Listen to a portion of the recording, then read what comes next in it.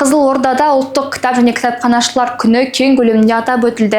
Биылдан бастап 23 сәуір елімізде ресми түрде ұлттық кітап күні ретінде белгіленіп, руханият мерекесіне айналды.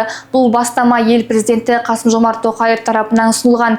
Апталық аясында Тәжібаев атындағы облыстық әмбебап ғылыми кітапхана базасында кітап білім бастауы тақырыбында ауқымды шаралар ұйымдастырылды. Зияткерлік сайыстар, әдеби кездесулер, кітап көрмелері мен мәдени жобалар оқырман қауымға ерекше әсер сыйлады. 16 мен 23 сәуір аралығында өткен апталық барысында оқырмандар үшін мазмұнды мәдени танымдық шаралар легі ұсынылды. Атап айтқанда, студенттер арасында күш білімде, білім кітапта зияткерлік сайысы, дара тұлғаның дара жолы атты сыр сұхбат, сондай-ақ ақын, күміс домбыра иегері Бексұлтан Орынбасаровпен кездесу ұйымдастырылды. Сонымен қатар кітап тарих шежіре атты сирек кітаптар көрмесі мен кітап ал акциясы оқырманның ерекше қызығушылығын тудырды. Мұндай шаралар кітапхана қызметін жаңа деңгейге көтеріп, оқырман мен кітап арасындағы байланысты нығайта түсті. Кітап үлкен мәртебе, білесіздер, әлемнің түрлі мемлекеттерінде осы ұлттық кітап күні аталып өтіледі. Біз жастарымызды кітап оқуға баулуымыз керек. Сонда ғана біз кітап оқитын ұлтқа айналамыз деген болатын мемлекет басшысы 3-ші ұлттық құрылтайдың отырысында сөйлеген сөзінде. Сіздер білесіздер, осы соңғы жылдары біздің мәдениет саласына, руханият саласына да аймақ басшысының қолдауымен үлкен іргелі жобалар жүзеге асырылуда. Солардың бірегейі осы әрбір аудан орталықтарында салынған руханият орталықтары. Дәл сол руханият орталықтарының үлкен алаңынан орын тепкен біздің жаңа кітапханалардың да негізі қаланды. Ол кітапханаларда зиялы қауымның, осы кітап сүйер жастардың, балалардың кітап оқуына барлық жағдайлар жасалды. Шараларды өткізуге де үлкен мүмкіндіктер туды. Өздеріңіз білесіздер, біздің өңірімізде 209-ға жуық кітапхана жұмыс жасайтын болса, онда 456 маман қызмет атқарады. Биылдың өзінде ғана жыл басынан бері 266 мың оқырманға қызмет көрсетілді.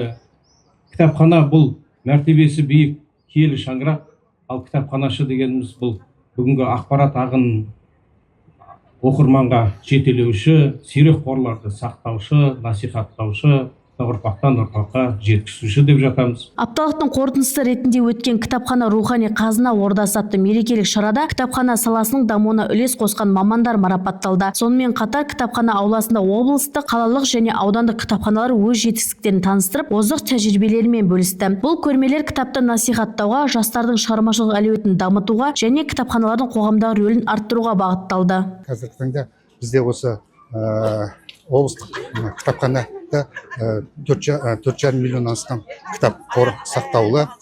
Сонымен қоса қазір өздеріңіз білесіздер, 2024-2025 жыл аралығында осы аудан орталықтарында руханият орталықтары соғылып, қазіргі бүкіл 7 ауданда да кітапхана қазіргі таңда толықтай көшіріліп, қазіргі таңда халыққа қызмет жасап жатыр. Бүгінгі енді ерекше күн болып отыр, өздеріңізге де белгілі. Кеше Қызылордада өткен, Сыр өңірінде өткен 5-ші құрылтайда мемлекет басшысы Қасым-Жомарт Кемелұлы 3 президент кітапхананың бірі осы Қызылорда қаласында соғылатындығында айтып кеткен тұғын. Бұның соның күні дәлел ретінде үлкен мынау президент саябағында орналасқан қазіргі таңда үлкен президенттік кітапхананың капсуласы қойылды. Бұл жалпы Қызылорда халқы, біздің облыс тұрғындары үшін үлкен қуанышты жаңалық деп есептейміз. Өткен себебі қазіргі таңда ұлт болашағы негізгі осы кітап оқу, ғылымда, білімде болып отыр.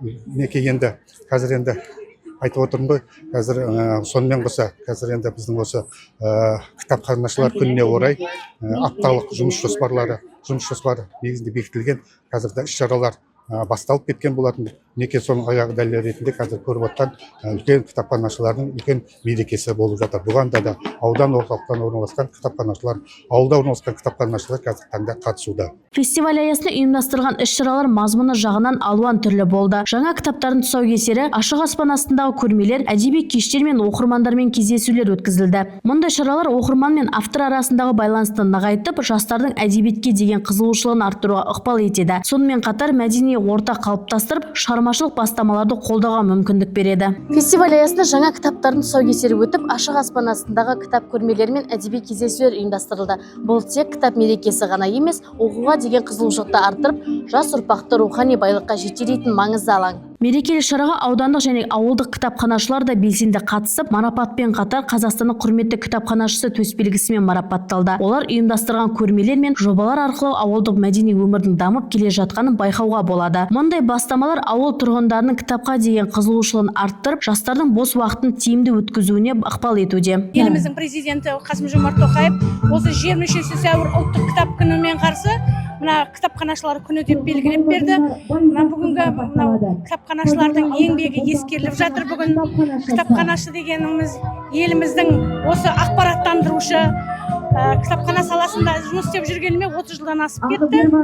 Бүгінгі мынау бүкіл жалпы осы еліміздегі кітапханашыларды ұлттық кітап күнімен әрі кітапханашылар күнімен шын жүректен құттықтаймын. Жалпы ұлттық кітап күніне орай ұйымдастырған бұл шаралар өңірдің рухани өміріне жаңа серпін берді. Бүгінде облыстық кітапхана қорында 4,5 миллионға жуық кітап сақталған. Сонымен қатар, соңғы жылдары кітапханалар жаңғыртылып, заманауи форматта жұмыс істеуге көшуде. Бұл бастамалар кітап оқитын ұлт идеясын жүзеге асыруға бағытталған маңызды қадамдардың бірі болып табылады. Аружан Серікқызы, Ерасыл Тұрсынбай, 7/7 News.